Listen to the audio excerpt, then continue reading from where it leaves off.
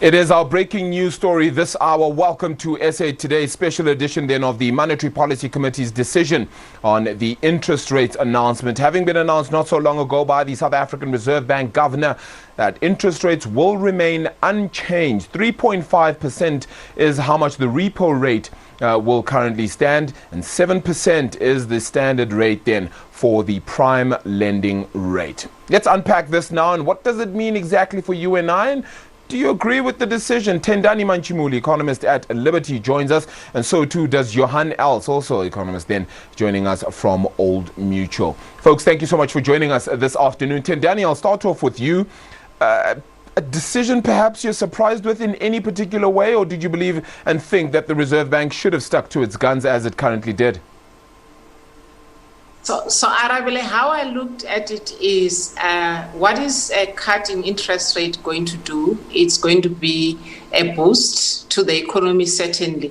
But you have to look at it at what the intended outcome would be. This would be to boost the economy and get the economy going again. However, if you have consumer and business confidence at such low levels, no matter how much you cut the interest rates, you're still going to have a problem in trying to get businesses to spend more, in trying to get consumers to spend more.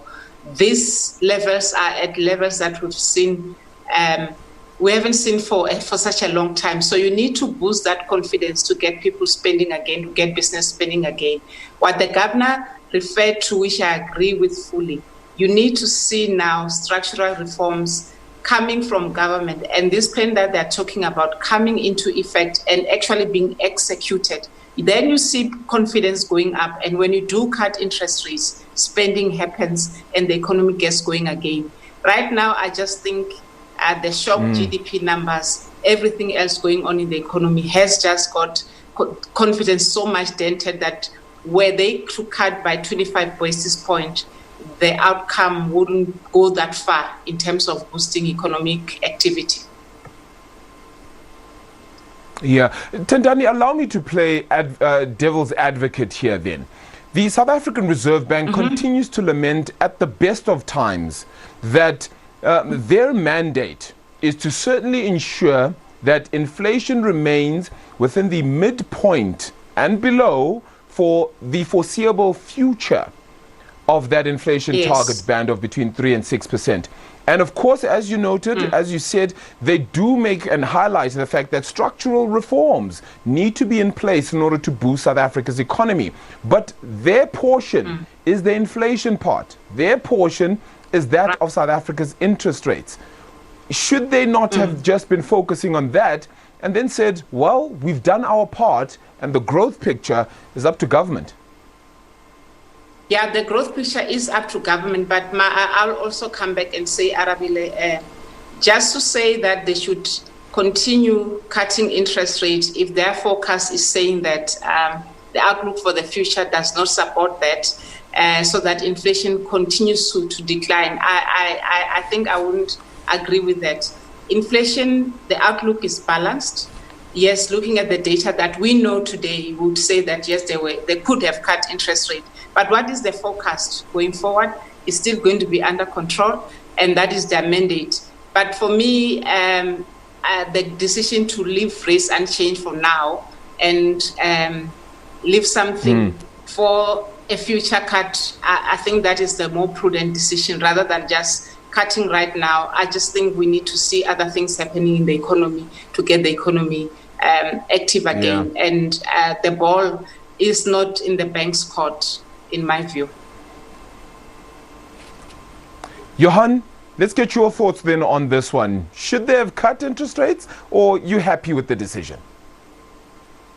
No, absolutely. This is a disappointing decision, one that doesn't make a lot of sense to me. I admit they've cut a lot this year. I totally agree that it's up to government to do structural change in the economy. But at this point, given this extraordinary circumstances that we are in, the fact that the Reserve Bank have revised their growth forecast down for this year by almost a full percentage point, the fact that they've revised the inflation forecast lower for this year and next, plus the quarterly forecast for the third and fourth quarter this year. They revised their forecasts lower. They are also partly responsible for growth, to the sense that, very weak growth means very weak inflation. So if growth keeps on coming out lower than expected, especially under these circumstances, there's absolutely no pass-through from a weaker currency into inflation. Their task, admittedly, yes, inflation, but growth influences inflation as well. So the fact that it was a split decision perhaps tells us that there's some disagreement within the MPC. But absolutely, I think this is a disappointing decision, one that doesn't make a lot of sense given how they've revised their own forecasts. I think at this point in time, any little bit helps on the margin. This would have helped consumers. It would have lifted business and investor confidence a little bit. We've seen the currency coming back already. I think the currency will strengthen down the line. So there's no inflation pressure. I am more worried about deflation than inflation. At this time, then, how do they justify perhaps future decisions, Johan, when it comes to data being, around the midpoint, a little bit higher than the midpoint? How do they justify those decisions if, when the time came, when they, the decision was, or the data was pointing to what they've always spoken about, how do they maintain credibility then when it comes to future decisions? Yeah, that's a difficult one. I think they've been overly conservative.